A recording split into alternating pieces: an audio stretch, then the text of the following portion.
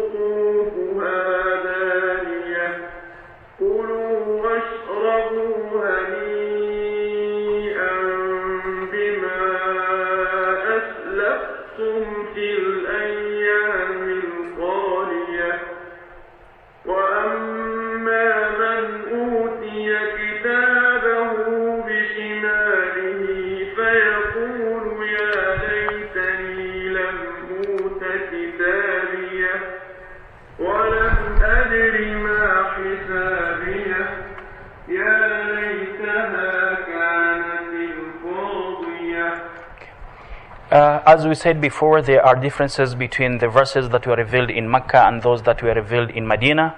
The verses that were revealed in Mecca are shorter than the verses that were revealed in Medina. The verses, the ayat that were revealed in Mecca, they concentrate on the day of judgment. So this is to show to us that life will come to an end at some time, so we have to prepare for the afterlife. And interestingly, the word ad-dunya, which can be translated as the world, is mentioned 115 times in the Quran, while the word al-akhirah, translated as the hereafter, is mentioned 115 times. Also the word al-hayat, translated as life, is mentioned 145 times in the Quran, and the word al-maut, translated as death, is mentioned 145 times as well. Ar-rajul, translated as a man, is mentioned 24 times, and al-mar'a, translated as a woman, is mentioned also 24 times in the Quran. Az-zakah, which is difficult to translate. Some people translate it as the compulsory charity, some others say it's alms, some others say it's the tithe, but we prefer to keep it as zakah because it has a lot of connotations. The word zakah comes from yuzakki, tazkiyah, to purify oneself. So when you give the 2.5% that is incumbent upon you after 1 year, you are purifying yourself from greed and selfishness. You are also purifying the hearts of the recipients from jealousy and rancor. So it's good for you. When you pay it, you are actually earning the goodwill of the poor people who are receiving the zakah. So it's very important, and the more you give, the more you get. Zakah means also to increase. So the more you give the zakah, the more you get. And this has been confirmed by some of the companions of the Prophet ﷺ, who would literally give everything, but because they were so blessed, whatever business venture they entered into, they would get a lot of profits. So this is to prove to us that the more you give, the more you get. Not only do you benefit on earth, you also benefit in the hereafter. So the word az-zakah is mentioned 32 times, and the word al-barakah is mentioned 32 times as well. So the more you pay the zakah, the more you give charity, the more you get blessings from Allah subhanahu wa ta'ala. The more Allah subhanahu wa ta'ala makes your wealth increase. So do not think that by giving charity or giving zakah, your wealth will decrease. So as usual, we will begin with some keywords that will help us understand more the verses, and some of you who are learning Arabic, they will help you also in your pursuit in the language. So we have this word here. It's pronounced as qitfun, and the plural of it is either qitafun or qutufun. So what does it mean? It means thimarun maqtufa, plucked fruits, harvested fruits, picked fruits. So when the fruits are ripe, you go to your plantation or to your farm, you pick them up. So we say they are qutufun. They are ready to be harvested. They are ready to be ripped. They are ready to be picked. So they are called qutufun. If it's one, qitfun. So thimarun, fruits, maqtufa, which are harvested, which are plucked, which are ripped, which are picked. It also means unqudun sa'ata yuqtaf. So a bunch or a cluster of fruits when you pick them. If you are a farmer, they are ripe, so you have a bunch of them. So when you at the time when you pick them, they are called qutufun. If it's one, qitfun. Then we have radin. Radin means to be happy, to be pleased, to be satisfied, to be contented, or to be content. And the plural of it is radun. So one person will say he's radun, he's pleased, he's happy, he's satisfied, he's contented, or he's content. So it means qani'un, well satisfied, well pleased, well contented with whatever he has. Although he's poor, although he doesn't have enough, because he knows Allah subhanahu wa ta'ala is the one who gives him, who decides whom to give more, whom to give less, whom to give, whom not to give, for reasons beyond our understanding. Then that person will be happy, will be pleased with whatever we have. So we say, huwa radin, he is pleased. Then we have another meaning of radin is ghayru sakhib. So someone who is not disgruntled, who is not unhappy, who is not complaining, who is not sad, who is not irritated, we say radin. So he has problems, he's facing some challenges, but this person isn't disgruntled because he believes in Allah subhanahu wa ta'ala. Then we have this word arsatun. The plural of it is arasatun or irasun. It means sahatu dar, a courtyard of a house. So someone has a big house and there is a big courtyard, a big field in which children can play or in which they can gather as family members. So that big courtyard, if it's one, we call it arsatun. If there are many, we call them arasatun, or you can say irasun. Also, arsatun means buq'atun wasi'a, a very huge, spacious place or plot or area, a very huge area. Buqa, plot, area, wasi'a, huge, bayna dur, between houses. Laysa fiha bina'un, in which there is no any building or no any house. So houses are together and between them there is a very big area. So that area we call it arsatun, a courtyard, a very big courtyard between houses.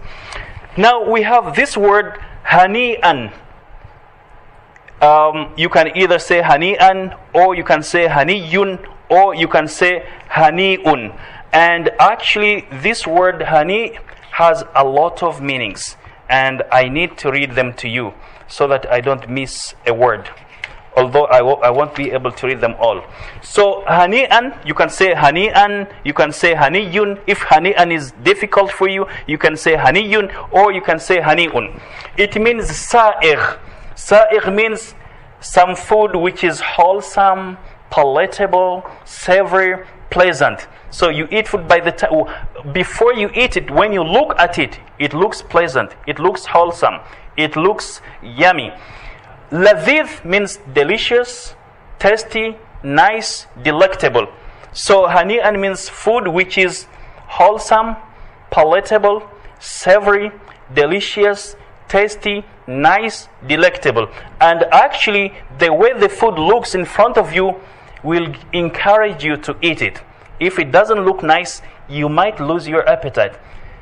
During the time of the Prophet ﷺ, a dove lizard was presented to him, and the Prophet ﷺ did not eat it, although it's not haram to eat it. So some of the companions of the Prophet ﷺ asked him, why didn't you eat it? He said, I just detest it. I don't like it because it doesn't look nice. So the appearance of the dove lizard made the Prophet ﷺ detest it. But one of his companions ate it. So it was allowed, it's not haram to eat it, but because of the appearance of it, the Prophet ﷺ did not like to eat it. And because his companions were very curious to learn from him, whatever he did, whatever he liked, whatever he disliked, they would always ask him questions. And because of that, we do have this knowledge today, because they were curious. Some of them, even if a problem wasn't prevalent during that time, they would think and ask the Prophet ﷺ, suppose this problem happens, how would be the solution to it? So the Prophet ﷺ would tell them. So hani'an means food which is palatable, savory, pleasant, tasty, delicious, delectable. It also means ma ataka min ghayri mashaqqa, something that you get without hardship, without difficulty, without trouble, without inconvenience. So something that comes to you easily, something that you get without inconveniencing anyone, without anyone inconveniencing you, it's called hani. Also it means if for example you are going to eat some food, so someone will tell you hani and mari'an. So this is translated as bon appetit if you speak French. So this person is wishing you good appetite, enjoy your meal. So hani and mari'an, this is what you say if someone is eating food, especially if they invite you and you don't like to eat for one reason or the other. So you just tell them hani and mari'an. If you're learning Arabic, so you would write this. Also, if it's in terms of food, if someone tells you akaltu ta'ama hani and mari'an, it means I ate the food, I enjoyed it, it was delicious, I didn't have any inconvenience in it. For example, someone might have food poisoning, someone might have constipation after eating some food. So if the food was nice, if it was delicious, if it was pleasant, someone would say akaltu ta'ama hani'an mari'an. So I ate the food without any trouble, without any problems. I enjoyed it. It was tasty. It was delicious. So with this, we come to the verses. Now today we will begin with verse number 21, but before we go there, we would like to go back to verse 19. Who would volunteer to read to us verse number 19, either in English or Arabic? Would anyone like to volunteer? فيقول.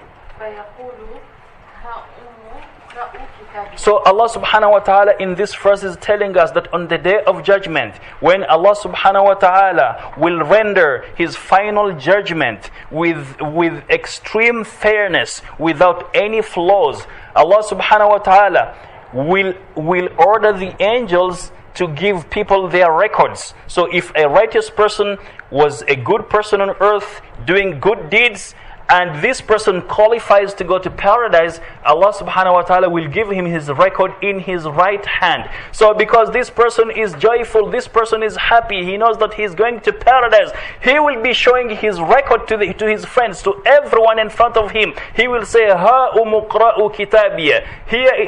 Here you are, read my record. So he will show it to each and everyone because he is excited, he is happy, he is overjoyed, he knows he is going to paradise.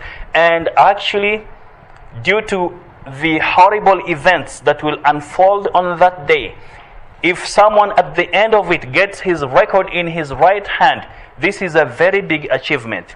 If you know that you are safe from the hellfire, this is a very big achievement in itself. So what about going to paradise? So this is another achievement. So this person in joy, in happiness, he will be showing everyone his record. It's like, for example, if you have two sons, both of them are going to the same school, in the same class. One of them passed, he got an A+ in every subject. He will come to you showing you the record without even you asking. He will show you his report card. He will even show the neighbors and everyone who comes his way. See my report card, I passed, I got an A+ in every subject. But if this person failed, he will claim, I didn't get my report card, the teacher is sick, or some students said that some report cards were lost, he's lying because he knows he didn't pass well. So Allah subhanahu wa ta'ala at first is telling us about the joy of a person who will get his record in his right hand, how he will be excited, how he will be happy, showing each and everyone, giving them permission to read his record. And as we said before, Allah subhanahu wa ta'ala in his court of the fairest judgment, he will summon someone, he will pick someone from the gathering of the people who will be awaiting their final judgment. So he will pick someone, and this person will be given scrolls. Does anyone remember the number of them? How many will they be?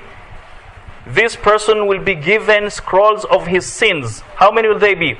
There will be 99 scrolls. So the length of one scroll is the distance which your eyes can cover. So the farthest that you can see, that distance will be the length of one scroll.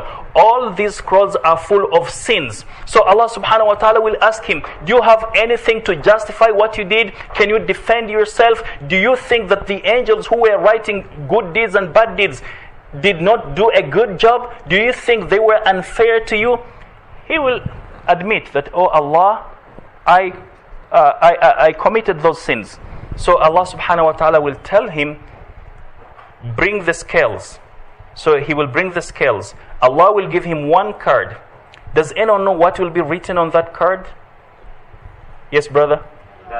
La ilaha illallah Muhammadun Rasulullah. No one is worthy to be worshipped except Allah subhanahu wa ta'ala, and Prophet Muhammad sallallahu alaihi wasallam is a messenger of Allah. So this person will be in doubt. He will say, what will this card do vis-a-vis these 99 scrolls which are heavy with my sins?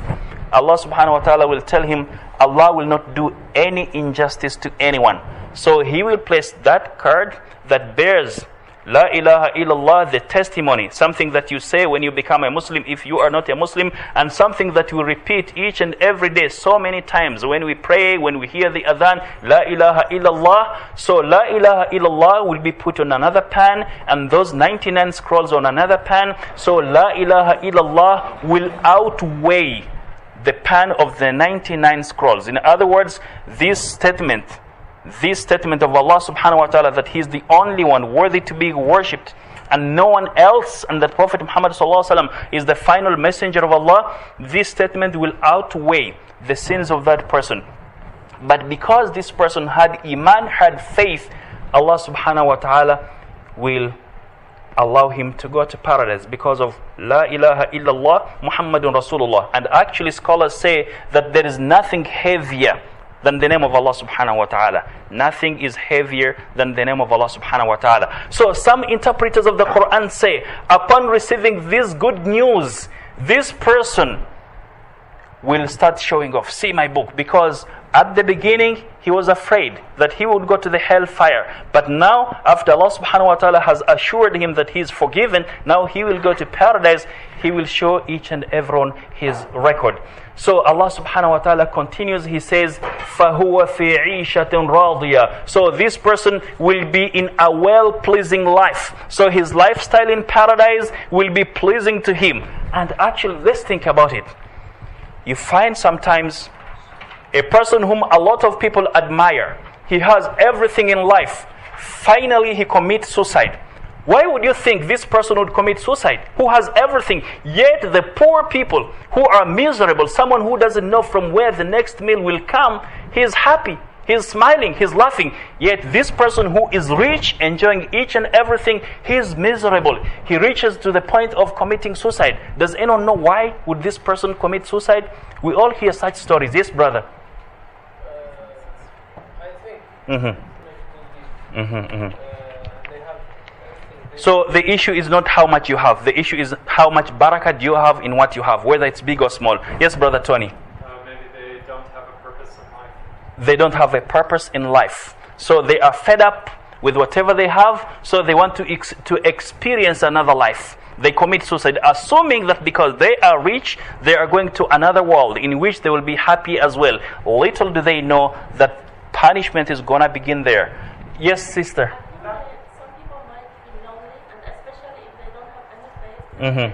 So they feel lonely if they don't have any religion, if they don't have friends. But a Muslim, even if you... I mean, they don't believe in any religion. Yes. There is a lack of faith. Lack of faith. Yeah, that's true. But a Muslim, even if you are alone, even if people abandon you, you have Allah subhanahu wa ta'ala. You can always resort to Allah subhanahu wa ta'ala. You can communicate with Allah subhanahu wa ta'ala. You can supplicate to and invoke Allah subhanahu wa ta'ala. Anyone else? Yes, brother? There is vacuum in their life. They don't know how to fill it. Yeah, there is a vacuum in their life, in their lives. They don't know how to fill it. Yes, sister? Yeah, the same question. Yes, they said you have an answer. Satisfied. Mm-hmm. He's not satisfied with what he He's not satisfied with what he has. has. He wants more. So when he doesn't get the more that he wants, then he will finally commit suicide. So Allah subhanahu wa ta'ala says, وَإِذَا جَاءَكَ الَّذِينَ يُؤْمِنُونَ بِآيَاتِنَا فَقُلْ سَلَامٌ عَلَيْكُمْ كَتَبَ رَبُّكُمْ عَلَى نَفْسِهِ الرَّحْمَةِ أَنَّهُ مَنْ عَمِلَ مِنْكُمْ سُوءًا بِجَهَالَةٍ ثُمَّ تَابَ مِنْ بَعْدِهِ وَأَصْلَحَ فَأَنَّهُ غَفُورٌ رَحِيمٌ. So Allah subhanahu wa ta'ala is instructing the Prophet sallallahu alaihi wasallam and every believer that when those who believe in our verses come to you, so not only verses, those who believe in the miracles of Allah, in the signs of Allah, in the teachings of the Quran, in the teachings of the Prophet sallallahu alaihi wasallam, when they come to you, O Muhammad, or when they come to you as a believer, any believer whatsoever he or she might be, say peace be upon you. So Allah subhanahu wa ta'ala first is encouraging us whenever we meet with people who believe in Him to exchange this greeting of peace. And actually it's not only a greeting, it's a supplication. When you meet with your brother and sister and you say Assalamu alaikum wa rahmatullahi wa barakatuh, may peace, blessings and mercy of Allah subhanahu wa ta'ala be upon you, you are actually asking Allah subhanahu wa ta'ala to give him peace. You are asking Allah subhanahu wa ta'ala to give him mercy. You are asking Allah subhanahu wa ta'ala to bless him. Now scholars tell us that you have to make sure before you say salam to your Muslim brother or sister, you make sure in your heart there is no hatred towards that person.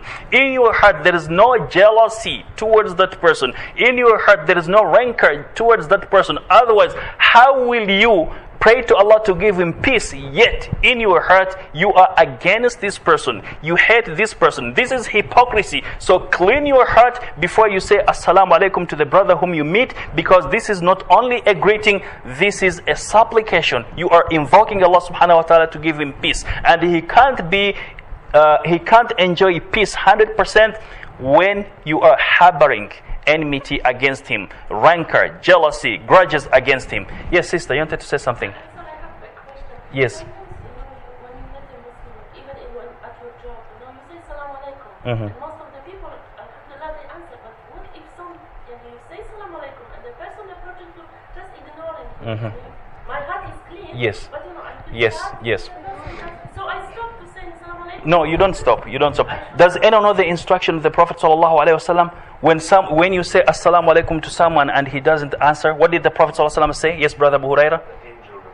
Yeah, the Prophet ﷺ said, if you greet your brother or sister with the Islamic greeting, Assalamu alaikum wa rahmatullahi wa barakatuh, and for one reason or the other, he or she does not answer, Allah subhanahu wa ta'ala will send an angel to answer on his or her behalf. And this is even better when the angel answers the salam. That's one. Number two, when you say Assalamu alaikum wa rahmatullahi wa barakatuh, how many rewards do you get?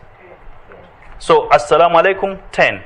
Wa rahmatullahi, 10. Wa barakatuh, 10. So whether they answer or not, you are getting rewards from Allah subhanahu wa ta'ala. So you don't have to pay money to say Assalamu alaikum. You don't have to take permission from someone to say Assalamu alaikum. Just by saying Assalamu alaikum wa rahmatullahi wa barakatuh, you're getting 30 rewards. So if you say to 100 people, how many times will you get the reward from Allah subhanahu wa ta'ala? So Allah is instructing the Prophet sallallahu alaihi wasallam, He's instructing the believers that when you meet with one another, say Salamun alaikum, kataba rabbukum ala nafsihi rahmah. So Allah subhanahu wa ta'ala has decreed mercy upon Himself. Allah subhanahu wa ta'ala, He's announcing that His mercy does not have any bounds. So His mercy is infinite, no limits. For the mercy of Allah subhanahu wa ta'ala, that if you commit a sin ignorantly, you don't know if it's a sin, or maybe you were tempted for one reason or the other, you committed a sin, but after that you regretted committing it, Allah subhanahu wa ta'ala will forgive you if you repent you reform yourself, you correct yourself, you do good deeds. So Allah subhanahu wa ta'ala is the most forgiving, most merciful. Actually, there is a hadith of the Prophet sallallahu alaihi wasallam in which he says that after Allah subhanahu wa ta'ala had created everything, he wrote somewhere above his throne, Inna rahmati sabaqat ghadabi. Indeed, my mercy precedes my anger. So Allah subhanahu wa ta'ala is always merciful.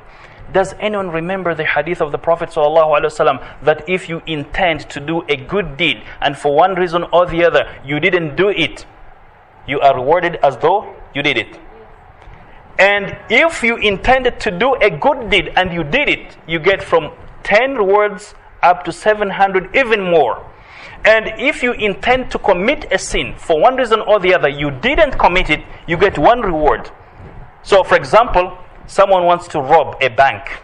He goes over there and he finds some security guards. They prevent him from robbing the bank. He will get 1 reward.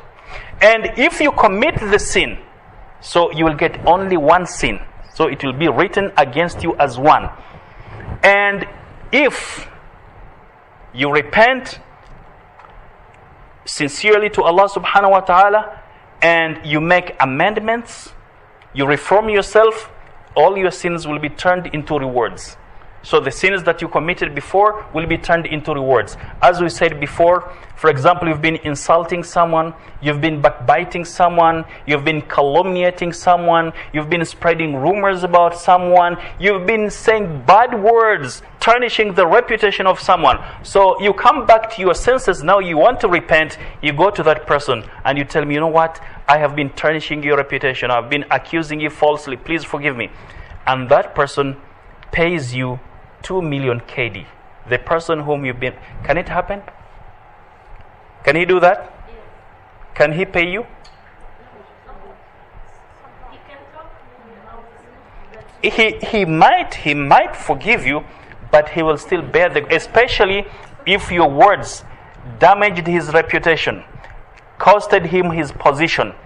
Yes, when you admit you did that, at the face of it, he will forgive you, but he will plot against you. In most cases, in some cases, he might forgive, but he will still bear some grudges in his heart. So a human being can't do that, but Allah subhanahu wa ta'ala does it. So someone, for example, has been blaspheming Allah, has been disobeying Allah, has been subscribing to polytheism. After some time, he repents sincerely. Allah subhanahu wa ta'ala will turn his sins into rewards. And this is a verse in the Quran. So it means here, أَيِّ فِي عَيْشٍ يَرْضَاهُ. So that person who will be given his record in his right hand, he will know that he's going to paradise. So he will be in a lifestyle that he loves, a lifestyle that he likes. لَا مَكْرُوهَ فِيهِ. In that lifestyle, there is nothing he hates, there is nothing that harms him, there is nothing that would ruffle his emotions. Now, for example, someone is in position. You try very hard to please everyone. You try very hard to help everyone. But instead of appreciating what you do, they plot against you. And you get to know that these people whom you've been serving wholeheartedly are plotting against you. Even if you have extreme powers, even if you have everything, it will ruffle your moods. You will be sad.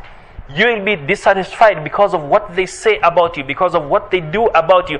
And if you don't have firm belief, you might stop helping them. But in the hereafter, no one will speak against anyone. No one will gossip about anyone. No one will tarnish anyone's reputation. So it will be always happiness in paradise. So there is nothing that will make you angry, nothing that will ruffle your moods, nothing that will make you sad when you go to paradise.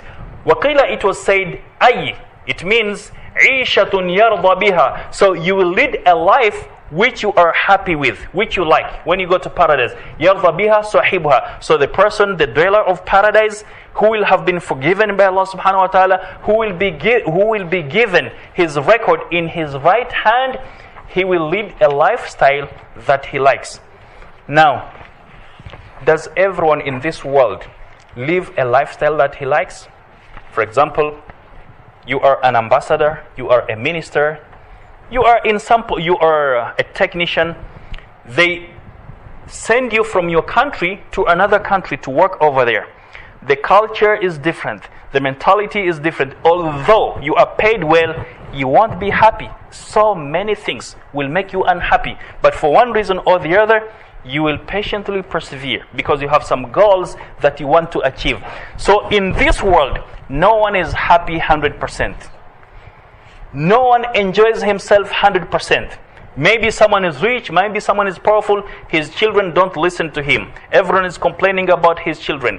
There is no good relationship between him and his wife, between a wife and her husband. So there will be something in this life that will spoil your happiness. But in paradise, you will be happy with that. You will be extremely happy with that lifestyle. And actually, among the things that will make you happy are these that I'm going to read to you. Now, for example, if someone is rich in this world, he has everything. Almost, no one can have everything, but he has majority of the things that he likes. He will have 3 problems. Does anyone know one of these problems? So let's say someone is the richest person in the world. Someone has powers according to the standards of his community where he is. People like him. People subscribe to him. He has a lot of followers. He will have 3 problems.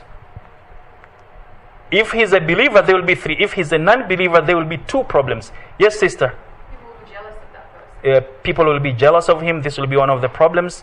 Actually, there are many problems, but these are 3 major problems. That will be one of the problems, but there are 3 major problems. Yes, Hudhaifa? Inner peace. So he doesn't have inner peace. What else? There are 3 major... Yes, sister? He's a non-believer. There will be no barakah in the... No barakah. All what you said is correct, but he will have 3 major problems. The first one, maybe time will come when he will no longer enjoy that position. So when he will be deposed and someone will replace him. Or if he's wealthy, time will come when he will lose his wealth. 1. 2, time will come when he will die and leave everything behind. So he will be concerned about death. So when I die, I'm going to leave everything. And actually, some people who do not have faith, when they suffer from a fatal disease that will take their lives, what they do is they will squander the money. Because they say, for them, the world is everything. And if he's a believer, he will be afraid of the day of judgment. That when the day of judgment comes, I'm going to lose everything. So even if he has a lot of wealth, even if he has position, these problems among others will make him unhappy. But when you go to paradise, you'll not have such problems. See, the Prophet ﷺ in a hadith that was narrated by Abu Huraira. By the way, we have Abu Huraira here. Inshallah, some days he will also narrate some hadith. So the Prophet ﷺ said, Yunada munadin, inna lakum an tasihhu fala tasqamu abada. So a caller will announce in paradise, for those who will be admitted in paradise, someone will announce to them that Allah subhanahu wa ta'ala has decided that you will live forever in this paradise and you will not die. Actually, inna lakum an tasihhu fala tasqamu. You will continuously be healthy, far from diseases. Actually, everyone in this world has a health problem. No one is 100% healthy. So those who will go to paradise, they will be 100% healthy. No flu, no constipation, no whatever. Extremely healthy. Someone for no high blood pressure, no diabetes, no any problem. So the Prophet says, and someone will announce, you will stay healthy, you will not become sick, you will not become ill. وَإِنَّ لَكُمْ أَن تَحْيَوْا فَلَا تَمُوتُوا. So you will live forever, you will never die. So those in this world, people are afraid of death. And actually, I heard on BBC, there is in some countries what they call death cafe. So people meet in some restaurants to discuss death. This is common nowadays in America and some countries in South America. What they call death cafe, where people meet to discuss death. Because they're afraid of it, so they have to discuss it. So in paradise, the announcer will say, Inna lakum an tahyaw fala tamutu abadan. Allah subhanahu wa ta'ala has decreed that you will stay alive, you will never die. Wa inna lakum an tashubbu fala tahramu abada. So you will stay young, you will not grow old. And actually, some problems with some people, if you tell some people you are old, they will be angry. Someone told me, according to his culture, when you see a lady who is in the same age as your mother, you refer to her as your mother or your aunt. So he went to another country, he found a lady who was at the same age with his mother. He wanted to implement the same aspect of his culture. The lady was angry.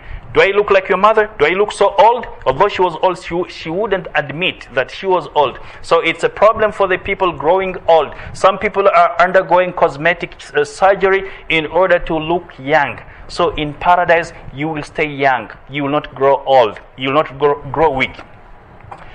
وَإِنَّ لَكُمْ أَن تَنْعَمُوا فَلَا تَبْأَسُوا أَبَدًا. So Allah will announce that enjoy everything. Lead a life of ease and comfort. You will not be miserable. You will not suffer from any sadness, any distress, any problem whatsoever. So people now, they're having stress for one reason or the other. Even if someone is rich still, there are some things which are bringing him stress. On the day of judgment, people who will go to paradise, they will not have any stress. So the Prophet ﷺ said, this is confirmed by the following verse, in which Allah subhanahu wa ta'ala says, وَنُودُوا أَنَّ تِلْكُمُ الْجَنَّةُ أُورِثْتُمُوهَا بِمَا كُنْتُمْ تَعْمَلُونَ. So it will be announced, they will be called the dwellers of paradise, that this paradise you've been made to inherit it by virtue of what you were doing on earth. So Allah subhanahu wa ta'ala, for what you are doing on earth, will make you enjoy in paradise without becoming sick, without becoming old. You will stay young, you will stay strong. And more than that, sometimes you have a task to accomplish. You have a lot of responsibilities, and you have a few minutes to accomplish, whether it's a report or a task that you are doing. Then your stomach starts to act up.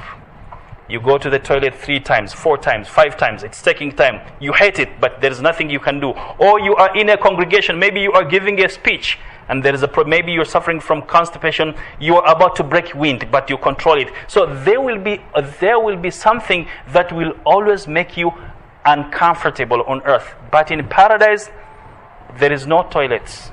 So you eat the food. There is a way in which it will dissolve in your body. Yeah, so at the beginning of the verse that a part of which I just recited, Allah subhanahu wa ta'ala says, وَنَزَعْنَا مَا فِي صُدُورِهِمْ مِنْ غِلٍّ. So those who will go to paradise, Allah will remove any hatred in their hearts. Sometimes someone would say, I hate that person. He didn't do anything to me. He didn't do anything wrong, but I don't like him. I don't like her. Someone will hate you for nothing on this earth. Maybe because of how you look, because of your ethnicity, because of your height, for one reason or the other, there will be a person who will naturally hate you. And he or she will be announcing to her friends, when you pass by, they will say, I hate that guy. He didn't do anything to me. So Allah subhanahu wa ta'ala says, on the day of judgment, those who will go to paradise, Allah will remove hatred in their hearts. So all people will like one another. Even if someone will be blessed with a higher level than yours, no jealousy, no envy, no bad feelings. So Allah subhanahu wa ta'ala says, وَنَزَعْنَا مَا فِي صُدُورِهِمْ مِنْ غِلٍّ تَجْرِ مِنْ تَحْتِهِمُ الْأَنْهَارِ. Beneath them, there will be rivers flowing in paradise. وَقَالُوا الْحَمْدُ لِلَّهِ الَّذِي هَدَانَا لِهَذَا. Then when they are enjoying the amenities, the comfort of paradise, they will say, all praises are due to Allah subhanahu wa ta'ala, who guided us to the path of Islam, to worship Him, and who has blessed us with paradise. وَمَا كُنَّا لِنَهْتَدِيَ لَوْلَا أَنْ هَدَانَا اللَّهُ. We were not able to be guided aright without Allah subhanahu wa ta'ala. So they will attribute everything to Allah subhanahu wa ta'ala. So it continues, لَقَدْ جَاءَتْ رُسُلُ رَبِّنَا بِالْحَقِّ. So those people will say, the messengers of Allah, the messengers of our Lord came with the truth. So Allah subhanahu wa ta'ala says, وَنُودُوا أَن تِلْكُمُ الْجَنَّةِ. They will be called that this is paradise, which you deserve because of what you were doing on earth. Now, what do we learn from this? So these people will attribute everything to Allah subhanahu wa ta'ala. They will say, we would not have been guided aright without Allah subhanahu wa ta'ala. And they will confirm that the prophets and messengers of Allah subhanahu wa ta'ala came with the truth. What do we learn from this in our daily lives? So Allah subhanahu wa ta'ala is talking about the people of paradise, and actually when we were talking about a person who will be picked from a gathering and whom Allah subhanahu wa ta'ala will make to confess committing sins, this person, because he has belief in Him, he will admit to committing sins. But the polytheists, even in front of Allah subhanahu wa ta'ala, they will negate, they will reject their sins. They will say, Ma atana min nadhir. No warner came to us. For example, the people of Noah alayhi salam, Allah subhanahu wa ta'ala will ask Nuh alayhi salam, did you deliver the message? Nuh alayhi salam will say yes. Then Allah subhanahu wa ta'ala will ask him, do you have any witness? Nuh alayhi salam will say, yeah, my people. Then Allah subhanahu wa ta'ala will ask the people of Nuh, did he deliver the message to you? They will say, Ma atana min nadhir. No warner came to us. Then Prophet Muhammad sallallahu alaihi wasallam and his followers will be witnesses to Nuh alayhi salam that he delivered the message. So you see the difference. A believer, although he committed sins, he will admit. And this will be one of the reasons why Allah subhanahu wa ta'ala will forgive him. But a disbeliever, even in front of Allah subhanahu wa ta'ala, he will deny committing sins. And he will deny that Nuh alayhi salam or the Prophet sallallahu alaihi wasallam delivered the message to him. So implicitly, they will be accusing those prophets of lying, which is not correct. So what do we learn from this? So these people will say, we thank Allah subhanahu wa ta'ala because He's the one who guided us aright, and never would we have been guided except by the will of Allah subhanahu wa ta'ala. What do we learn from this? What do we learn from this? Yes, brother. So guidance comes from Allah subhanahu wa ta'ala. We have two types of guidance. We have hidayatul dilala, and we have hidayatul tawfiq or hidayatul ma'una. As we said before, hidayatul dilala is Allah subhanahu wa ta'ala showing us the way, sending prophets and messengers, creating for us, and always reminding us that I created for you the heavens and the earth, and I sent to you prophets and messengers. I gave you everything. So Allah subhanahu wa ta'ala is always reminding us. No one else apart from Allah subhanahu wa ta'ala has told us that He is the creator of the heavens and the earth. No one apart from Allah subhanahu wa ta'ala has said that He created the rivers. No one apart from Allah subhanahu wa ta'ala has said that He created the mountains. So only Allah subhanahu wa ta'ala until now and until the day of judgment is the only one telling us He created everything for us. Because when we were born, we found them already. And actually this is one of the reasons why Allah subhanahu wa ta'ala created it for us before creating us, so that no one would claim that He is the creator of the heavens. No one would claim that He is the creator of the mountains. So you are born, you're weak. So you start growing up, the heaven is already there. The earth, everything is there. So hidayatul dilala is to show you the way.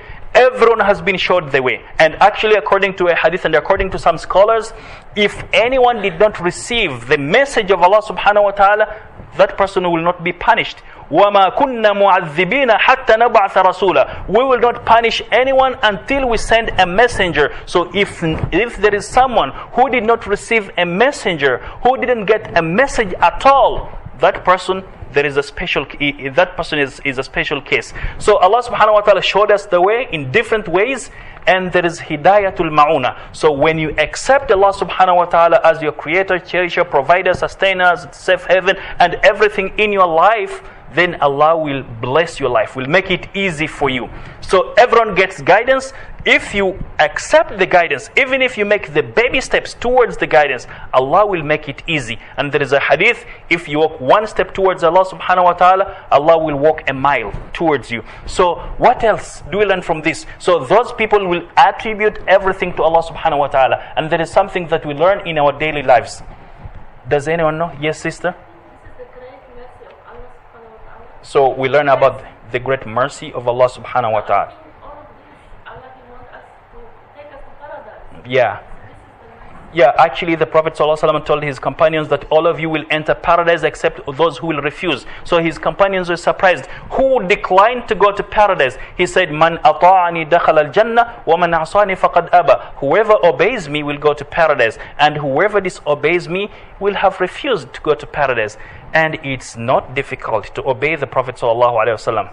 Is it difficult, for example, to say Assalamu alaikum wa rahmatullahi wa barakatuh to someone?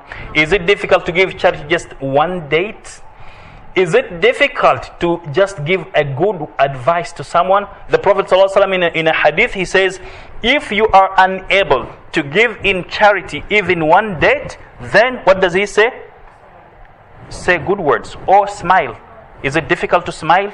So there are a lot of little things that if we do, we reap a lot of rewards from Allah subhanahu wa ta'ala. But what we learn here is that, Some people, for example, when they are in distress, when they are suffering, they would supplicate to Allah. They will invoke Allah subhanahu wa ta'ala.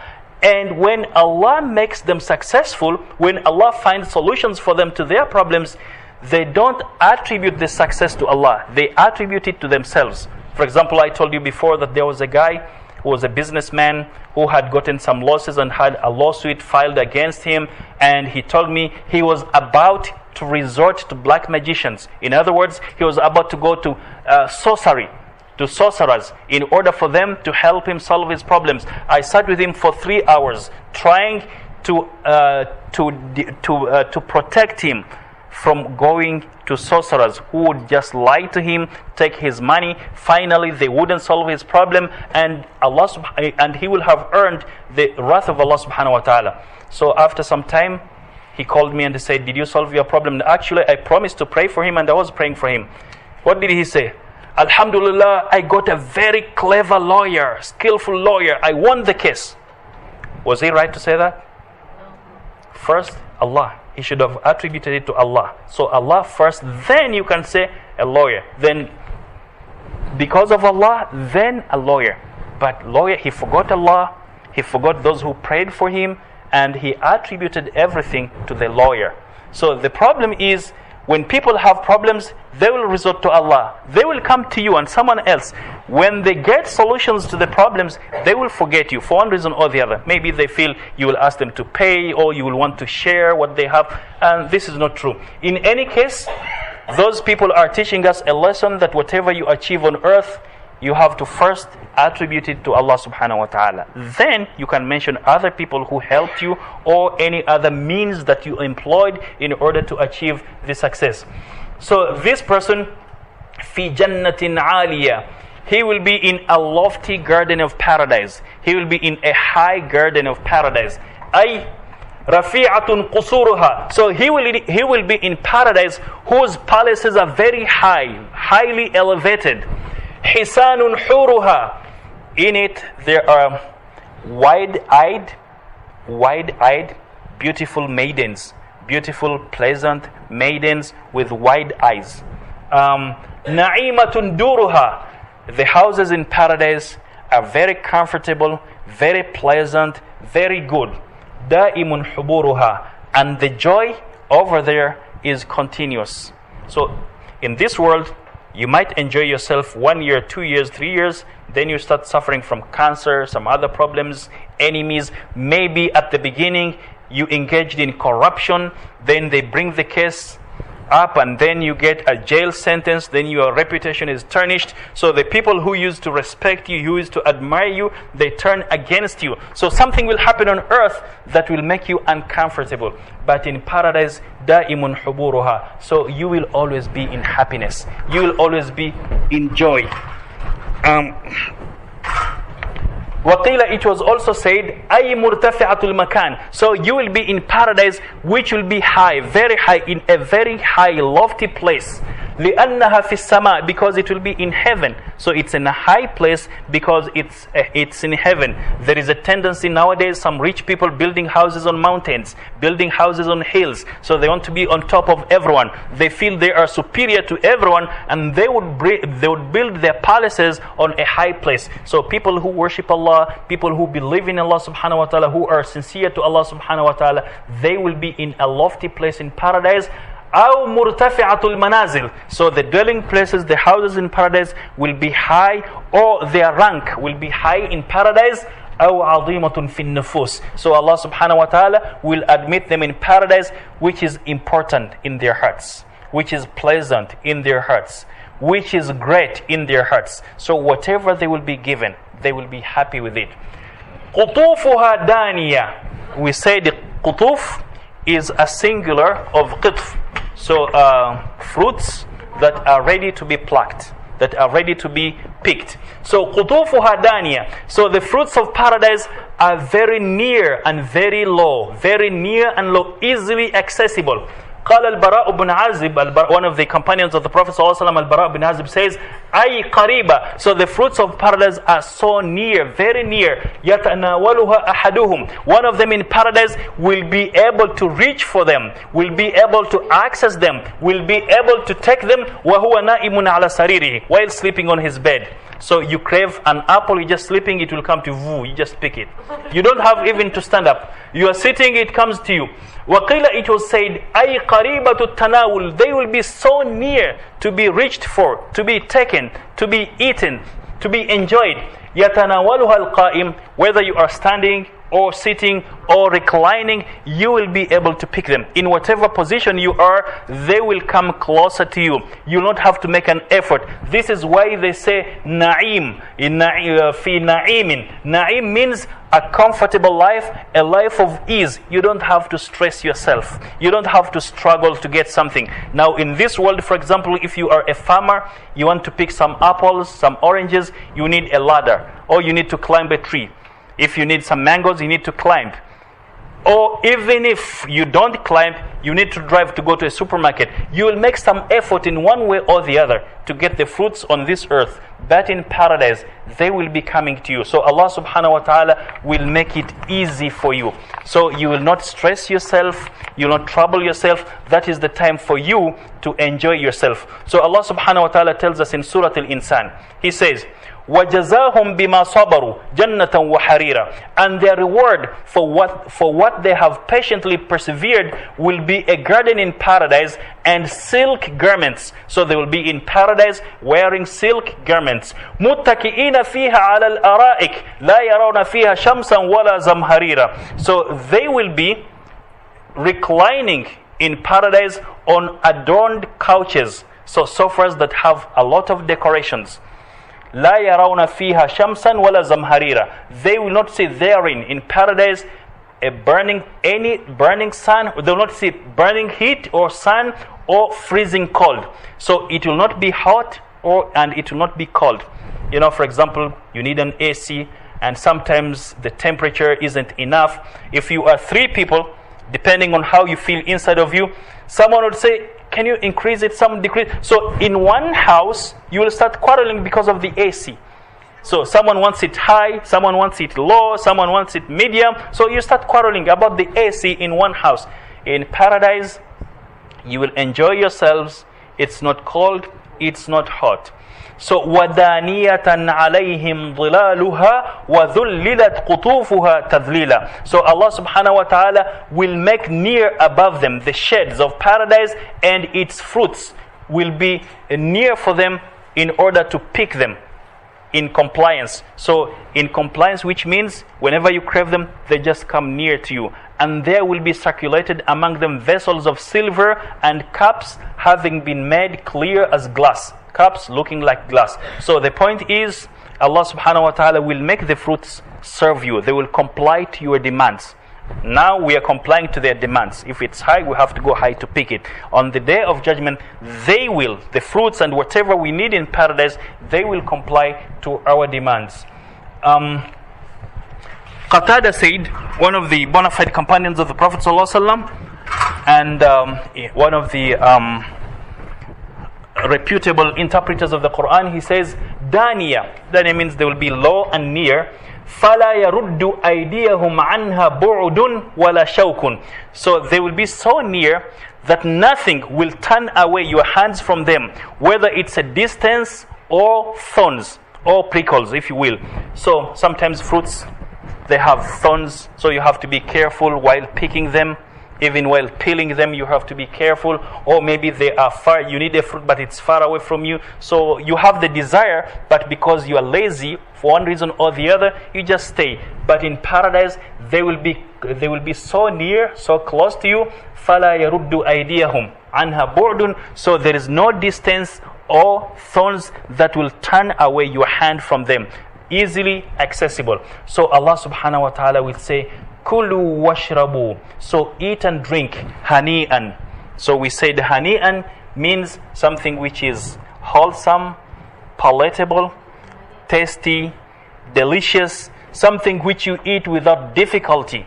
something which you eat without suffering, without trouble. So Allah subhanahu wa ta'ala will say, Kulu washrabu hani'an. So eat and drink salubriously, bima aslaftum fil ayyamil khaliya, as a reward for the good deeds that you put forward in the days that are now bygone. So by then, these days will be gone. So Allah subhanahu wa ta'ala will be referring to these days, that eat and drink salubriously as a reward for what you were doing on earth. So it will be said, it means yuqalu lahum, it will be said to them, Kulu, eat, la takdira fih. The word takdir comes from qadar, with kaf, qadar. Does anyone know the meaning of qadar? There is qadar, qaf, and qadar. So qadar, what does it mean? Those who are learning Arabic. Qadar, stress, distress, anger, ruffling, muddy, dirty, something rotten, something in bad condition. So first of all, you eat those fruits, the food, it will be clean.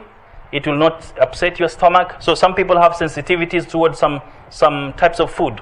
So some people would say, for example, I don't eat this and that. Sometimes people get food poisoning. In paradise, there is no food poisoning.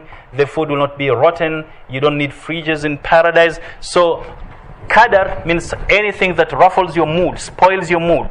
Something that muddles, makes something like a mud.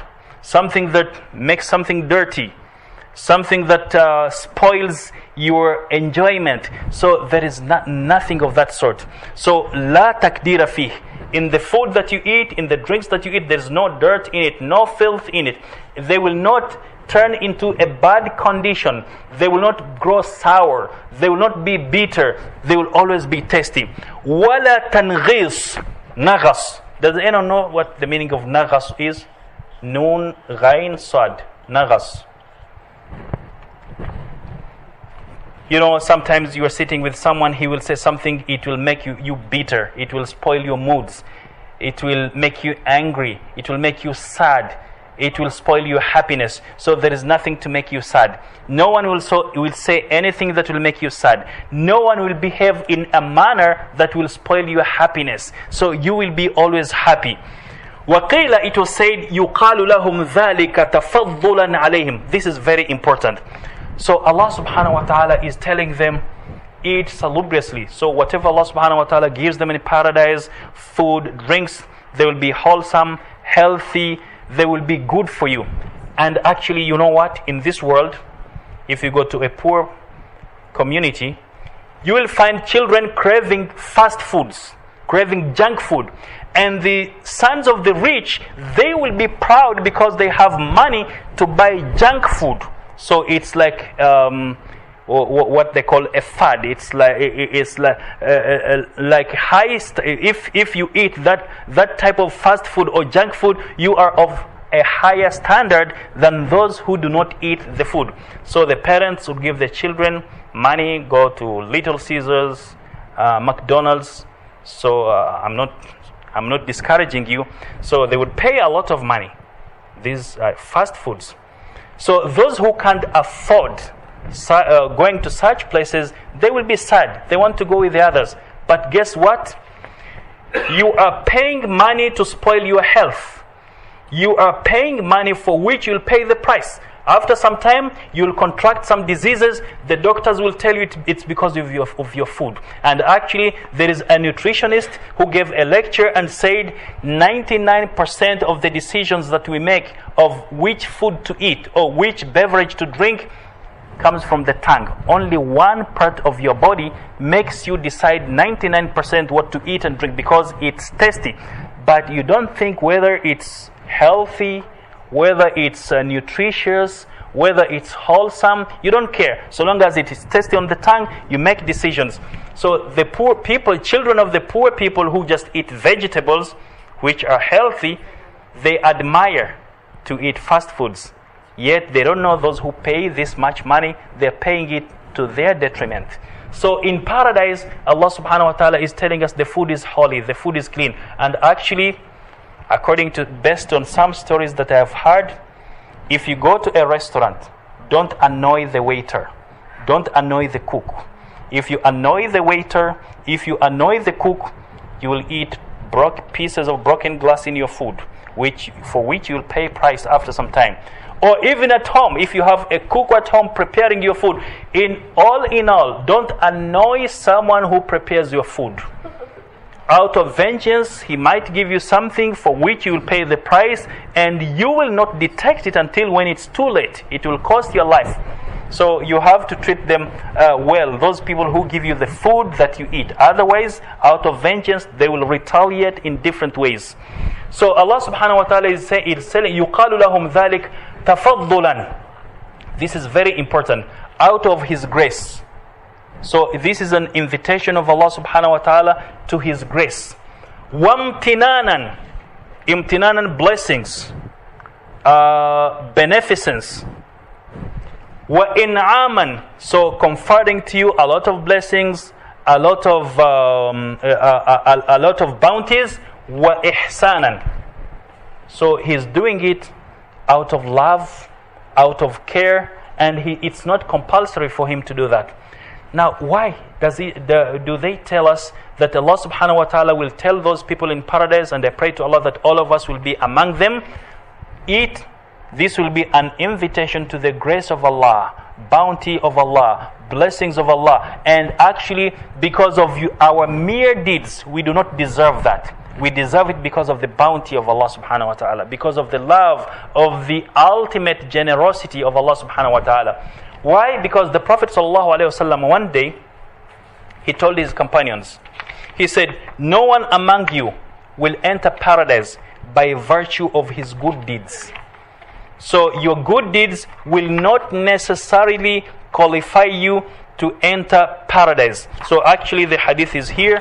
It was narrated by Abu Huraira radiallahu anhu قال رسول الله صلى الله عليه وسلم قاربوا وسددوا واعلموا أنه لن ينجو أحد منكم بعمله. The translation is, aim at doing what's right. So always do what's right. Whether people oppose you, take you as enemies, aim at doing what's right, meanwhile observing moderation in your good deeds. Do what's right, be moderate. For example, someone would say, I want to pray to Allah subhanahu wa ta'ala, I want to go to paradise, I will wake up at 2:30 and pray tahajjud. So he prays tahajjud 30 rak'at, 35, and he fails to wake up for Salat al-Fajr. So there should be a schedule. Or someone is an employee. He spends the whole night reading the Quran and he fails to wake up in the morning to go and work. Work is also ibadah. Reciting the Quran is ibadah. Work is also ibadah. So the Prophet ﷺ is telling us to be moderate. You have to have a schedule. So whatever you do on earth is very important. Actually, Sheikh Sha'rawi says, do not, ad-dunya ahammu min an tunsa. So this world is more important than being forgotten. It's so important that you can't forget it. Our life here, it's very important that you can't forget it. وَأَتْفَهُ مِنْ أَن تَكُونَ غَايَةً. And it's so insignificant to take it as your main aim. So everything is dunya, dunya, dunya. No. He says what he means is, what you do here will determine your position in paradise. So you have to balance your life. Whatever you do, you make sure you are doing it for the sake of Allah subhanahu wa ta'ala. Even a person who is working, whether you are a lawyer, you are a doctor, you are a teacher, you are worshipping Allah subhanahu wa ta'ala on condition. Does anyone know the condition? For you to get the reward of Allah subhanahu wa ta'ala while you are doing your job, there is a condition that you have to fulfill. Or there are some conditions. Yes, brother? It must be done with ihsan. And actually what he means by ihsan, three things. Al-ihsan has three levels. This is a topic by itself. Al-ihsanu fil qasd bitahzibihi ilman wa ibramihi azman wa tasfiyatihi hala. So you have to have ihsan in your intentions. What does it mean? You have intentions to do good things, so you have to equip yourself with knowledge so that you do them in the best manner, in the best way. And you have to have determination. So for example, it's not time to pray, you say, I will wait 10 minutes, 5 minutes. If you know that what you're going to do is right, Do it now. Do not procrastinate. This is ihsan. And also another level is to make sure you do not shame your brothers and sisters. You find your brother committing a crime, doing a sin, don't shame him. If you want to save this person, explore the most effective means of reforming this person, unless he's going to commit a crime that will have dire consequences on the society. Then you have to inform the competent authorities to deal with it. But if it's a crime that will not bring any dire effects, you cover for him. And actually one of the reasons why Allah subhanahu wa ta'ala will cover our faults on the day of judgment is to cover the faults of our brothers and sisters. We don't shame our brothers and sisters. We do not dishonor our brothers and sisters. So yes, brother said al-ihsan. But the first one is to make sure you are doing it for the sake of Allah. So I want to be a teacher, I am teaching it because of Allah. And after pleasing Allah, then I'm seeking my own vested interest. And I have to be skillful in my job. I have to be sincere in my job. Actually, those who were here last week, I told them of a person, he's just an acquaintance, who was complaining about his workplace. He said he works overtime. They don't pay him more. He doesn't get bonuses. He doesn't get promoted. Even they do not verbally appreciate what he does. So he lost hope. So I asked him a couple of questions to cut the story short. Do you have any alternative? Can you apply in another company? He said no. Can you go back to your country? He said no. Can you try to confront the manager? He said no. So all was no. I said, now look, from today onwards, keep it in your heart that you are doing it for the sake of Allah. You are complying to the command of Allah subhanahu wa ta'ala, because Allah subhanahu wa ta'ala says, وَقُلْ اعْمَلُوا فَسَيَرَ اللَّهُ عَمَلَكُمْ وَرَسُولُهُ وَالْمُؤْمِنُونَ. Tell them, work righteously, for indeed Allah will see your work, His messenger and the believers. So do it for the sake of Allah, 1. And be sincere at your work, 2. And try to improve yourself, acquire some more skills. 3. Make sure now you make a difference. So the way you were working last month, it shouldn't be the same way. So you should improve on your work. And do not complain to anyone among the employees you are working with. Do not complain to the manager. Just focus on the work and yourself. And make sure and put it in your heart, you're doing it for the sake of Allah. The brother, alhamdulillah, he implemented everything I said. After 3 months, he called me and he said, they raised his salary by 20%. So when he was asking, they didn't give him a pay raise. But when he decided that I am doing it for the sake of Allah, Allah rewarded him here on earth, and in the hereafter, Allah will reward him. So we have to be moderate. Because naturally, by default, if you go to the extreme, it will be on the expense of other acts of worship. So the Prophet ﷺ tells us to be moderate, and he says, which is very important, no one among you will gain salvation by virtue of his good deeds. So his companions were surprised. They said, even you, O Messenger of Allah? He said, even me, except if Allah subhanahu wa ta'ala covers me with His mercy and grace. So we will go to paradise not because of our good deeds, but because of the mercy of Allah subhanahu wa ta'ala. Because if we are fairly held accountable, we won't be able to pay back. So Allah will say, I created for you oxygen. How much did you pay? I gave you 2 eyes. How much did you pay? I made you capable of praying. There are some people who are lame, who are deaf, who are dumb. I made you capable of seeing, hearing. So how much did you pay? So He will start recounting His blessings that He gave you.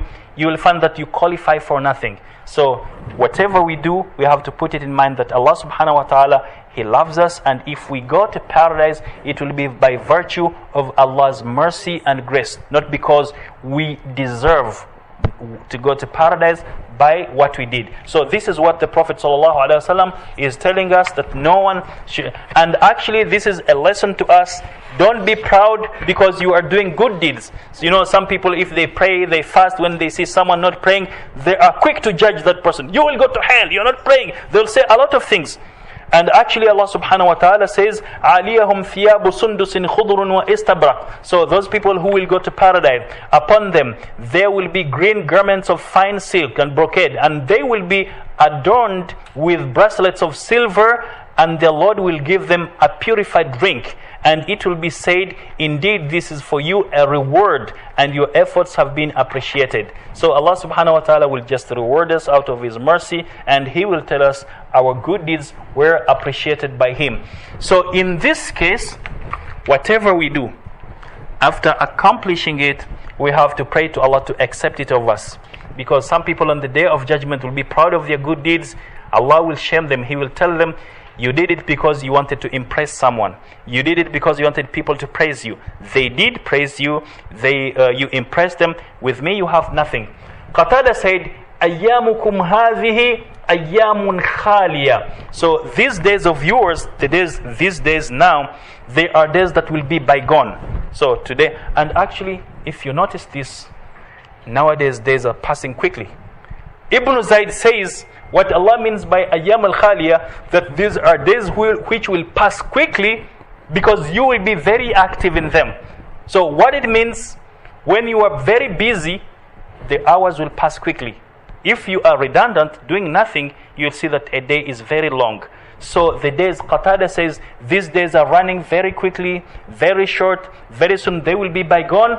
Faniya, they are fleeting, they are not temporary. So they are fleeting, they are ephemeral. Tuaddi ila ayyamin baqiya. They will lead you to permanent days, eternal days. So if you are clever, he continues, you have to invest in these days which are fleeting, which are temporary, preparing for the days which are eternal, which will never end, the days in the hereafter. So whatever you do here will give you eternal peace, will give you eternal bliss. So on the other hand, Allah subhanahu wa ta'ala says, وَأَمَّا مَنْ أُوتِيَ كِتَابَهُ بِشِمَالِهِ. As for the one who will be given his record of deeds in his left hand, فَيَقُولُ, miserably he will say, يَا لَيْتَنِي لَمْ أُوتَ كِتَابِيَ. I wish my book wasn't given to me. So he will wish not to be given his record because he knows he's a sinner, he's a criminal, he didn't do much good, he was a disbeliever, so his record will be given to him in his left hand. Qatada says, يَتَمَنَّ الشَّقِيُّ فِي الْعَرَصَاتِ. So we say the arsa means sahatu dar, a courtyard. So what it means here, a wretched person, a miserable person, in the courtyard of the judgment of Allah subhanahu wa ta'ala, in the place of the assembly where people will assemble to face the judgment of Allah, a shaqiyu, a wretched person, a miserable person, a criminal, a culprit, he will desire to die. Al-Maut, he will desire to die. Yet, Qatada continues, on earth, the most detestable thing to him was death. He didn't like it at all. But on the Day of Judgment, when he sees that there is nothing he put forward that would help him, he will desire to die. No way, it's too late. وَقِيلَ, it was said, يَقُولُ ذَلِكَ حُزْنًا وَكَرْبًا. So he will desire to die. He will wish that his record wasn't given to him out of sadness. He will be sad, وَكَرْبًا, he will be distressed. Out of sadness, out of stress, he will say, I wish I wasn't given my record. So on that day, he will regret when it will be too late for him. When the Prophet ﷺ was telling them, you have to worship Allah subhanahu wa ta'ala, Allah is the only one worthy to be worshipped, this person did not listen. They went ahead to belie the Prophet ﷺ, to accuse him of lying. They blasphemed Allah subhanahu wa ta'ala. And some of them believed that they would not die. Some of them believe that when they die, this is the end of it, no resurrection. So on that day, the Day of Judgment, this person will desire to die. So Allah subhanahu wa ta'ala tells us about some of the things that will happen on the Day of Judgment. He says, يَوْمَ تُبَدَّلُ الْأَرْضُ غَيْرَ الْأَرْضُ وَالسَّمَاوَاتُ وَبَرَزُوا لِلَّهِ الْوَاحِدِ الْقَهَارِ. So it will be on that day, the Day of Judgment, the earth will be replaced by another earth. And the heavens as well will be replaced by other heavens, and all creatures will come out before Allah subhanahu wa ta'ala, the only one, the irresistible. So the earth will be replaced with another one, the heaven will be replaced with another one. We don't know how they will look like, and we will all face judgment. Now, what do we learn from this? This earth of ours will be replaced, the heavens will be replaced. What do we learn from this? There are a lot of lessons that we... Yes, Abu Hurairah. The time here is only temporary. Yes. Yeah, so we are here temporarily. We are here on transit. So if someone is clever, he will use whatever he has, investing for the day of judgment. So what you do here is very important because it will qualify you to get the mercy of Allah subhanahu wa ta'ala, the grace of Allah subhanahu wa ta'ala, and finally Allah subhanahu wa ta'ala will admit you in paradise. So you'll be in eternal peace and bliss because of a few years in which you did worship Allah subhanahu wa ta'ala. What else? What do we learn from this? So the earth will be replaced and the heavens will be replaced. What do we learn from this? And actually, Abdullah Yusuf Ali, in his translation, he says, it will be a wholly new world, a new earth and a new heaven, when the blessed people might well think with calm relief that the days are gone in which they were suffering. Even time and space will be no more, so that any ideas that we may form here will be found to have become wholly obsolete by then. So time, space. So on that day, the day of judgment, a believer will know that whatever Allah subhanahu wa ta'ala was promising me is true, and now he will know that only his good deeds will help him on that day. So among the things that we learn, some people are busy buying real estate, stealing, killing, lying, cheating to get a lot of money, build a lot of houses, palaces. There's no problem with that. If you do it in the proper way, with good intentions. One of the reasons why we were created on earth was to develop the living conditions on earth. If you do it in the right way, you're getting rewarded by Allah. But if you do it in a wrong way, it will be a source of punishment for you. So they're preoccupied with this world. Little do they know, even before the day of judgment, someone who has a lot of real estates, an earthquake can strike that city and everything will crumble down. He will go down to zero. Floods might come. So a lot of things are happening now. Allah subhanahu wa ta'ala is just giving us a clue of what will happen on the day of judgment. So if someone is clever, he has to think twice. I have wasted a lot of time investing in this world. What have I done for the sake of Allah subhanahu wa ta'ala? And actually you can do both. You can invest on earth while investing for the hereafter. Can anyone tell us how? How can we do that? You can, yes, build real estates, build houses, companies, corporations. On earth you will benefit, and you can also benefit in the hereafter. Yes, sister? So if you give charity and if you make sadaqat al-jariyah, so it's a good point. There's a hadith of the Prophet ﷺ in which he says that when someone dies, everything will stop accruing benefits to him except three things. What is the first of these things? Sadaqat al-jariyah, continuous charity. So what are the examples of sadaqat al-jariyah? Like what? Digging wells. So for example, people are suffering from drought, so you dig wells to provide clean water to them. So long as people continue benefiting from that in your grave, you continuously get rewards from Allah. What else? Yes, brother? Planting trees. So long as people continue benefiting from these trees, you get rewards. What else? Yes, sister? Beneficial knowledge. Beneficial. Okay, we are still talking about continuous charity. This will be the second. Yes, sister?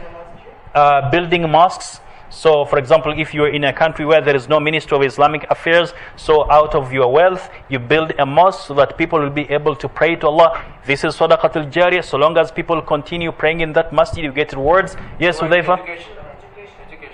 Education will be in the doing what?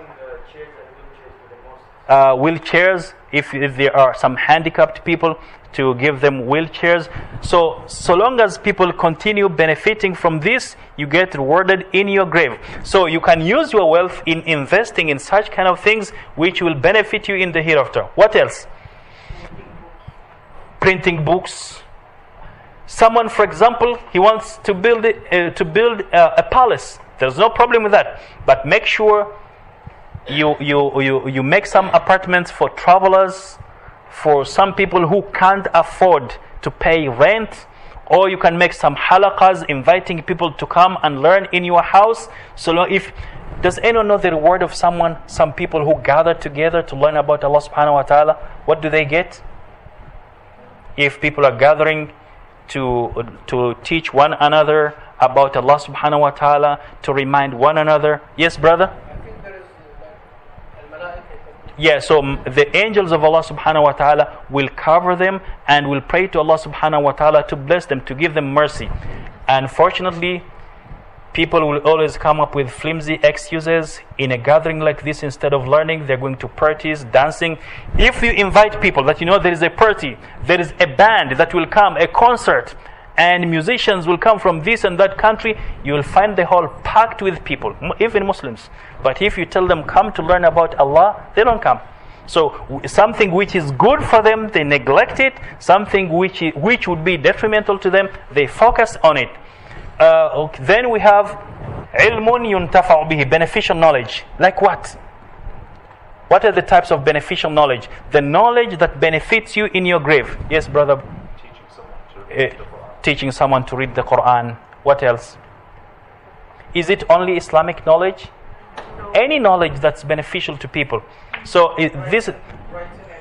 writing a book from which people will get guidelines. So I usually tell my friends who would like to retire that at least in your retirement, share something with the people. If you are a pilot, just go to an association of pilots. Give them some tips on how you used to do it. So do something even in your retirement based on your specialization. So this will be good for you. You get rewards, and on top of that, it will keep you focused. It will keep giving you hope, because if you stay at home, sleeping, eating, you will contract some preventable diseases, and you will have some bad thoughts. But if you engage yourself in work, sharing experience with others, you benefit here on earth and in the hereafter. Beneficial knowledge. What else can we do to spread knowledge from which we'll be rewarded if we die? Da'wah. So for example, if someone presented Islam to people, so those people became Muslims and they were implementing his teachings, so long as they continue implementing his ideas, he gets rewarded in his grave. What else? Knowledge. Anything good. Someone, for example, someone who's a lawyer, so long as you avoid things that contradict with the teachings of Islam, you share that knowledge with the people, you author books for the intention of pleasing Allah subhanahu wa ta'ala and benefiting the community. And actually what I would like some people to do, one of them is giving courses to people who are going to marry, people who are still courting one another, to give them lectures about marriage and counseling married people. So if you shared your knowledge about marriage to those who are going to marry and those who are already in marriage, this is a very good thing that we need. Also, we need some knowledge on how to deal with one another. So we have people, for example, who specialize as HR, human resource, but we do have a few people who give lessons on how to deal with human beings. It's very difficult to deal with human beings. We need training. What else? So we have continuous charity, we have knowledge, and then number 3 we have, yes sister? Yeah, a righteous child that will always pray for you after you die. And actually this is intriguing. It's not easy to have a righteous child who will always pray for you. Some of the children, especially if you are a wealthy person and you are a polygynous, you had more than one wife, and maybe you leaned towards one wife and neglected the other, you love the other children more than the others in your deathbed, they will be praying, when will he die so that we inherit the money? So your own children will be praying for your death so that they inherit. So to have a child who will continuously pray for you, it's a challenge. So what can we do to have children who will pray for us? What should we do? Give them knowledge. So even if your son is going to be a doctor, even if he's going to be a lawyer, a professor, give him some Islamic knowledge. This Islamic knowledge will always remind him to pray for you. But if you neglect this, you take him to secular education, he doesn't have any basics of Islam, he will forget everything. He will not know how to pray for you. Even he won't know the need of praying for you. So first of all, you have to give them at least the basics of Islam if you want them to pray for you after you die. What else can we do to make our children pray for us after we die? Yes, sister? Tashahud. There's a specific dua that all of us Then praying, but actually always praying for them. Yeah, you pray for your parents. So, yeah, this is a good point. So, if you pray for your parents and your children know that you're praying for your parents, they are learning that it's very important to pray for parents. So when you die, they will remember that my father, my mother was praying for his parents. Let me do that. This is a good point. So if you treat well your parents, your children will learn from you. If you mistreat your parents, your children will also mistreat you and will forget you. And actually there is a movie that I saw. There was a young boy who was learning how to draw houses. So he drew a house, and his father asked him to draw a residential house of his dream. So he drew his house, and he allocated some apartments for his brothers, sisters, mother, and surprisingly, he allocated a small room, tiny room for his father at the top of the house. So his father said, why? Why do you give your sisters, your brothers, your mother big rooms, and you allocate a tiny room for me? He said, the son told his father, because my grandfather is upstairs, his room is tiny as well. So the way you are treating your father, this is the way I will also treat you. What goes around comes around. That's a good point, sister. What else can we do so that our children will pray for us when we die? You lead a life, an example. Yeah, so you become an example to them. So, for example, someone is a chain smoker. He always smokes. And even he gives his son money to buy for him cigarette. So, how will you discourage your children from smoking yet they see you smoking? So, you have to be an example to your children. So, they admire your lifestyle. They respect you. So, when you die, they will always remember you. So, there are a lot of things that we can do. But remember, 3 things will help you after you die. So you have to work on them right now, because you don't know when death comes. Maybe after 1 minute, 2 minutes, 3 minutes. So it's not difficult to prepare for it. Whatever you can do, you do it sincerely for the sake of Allah. Allah will bless you.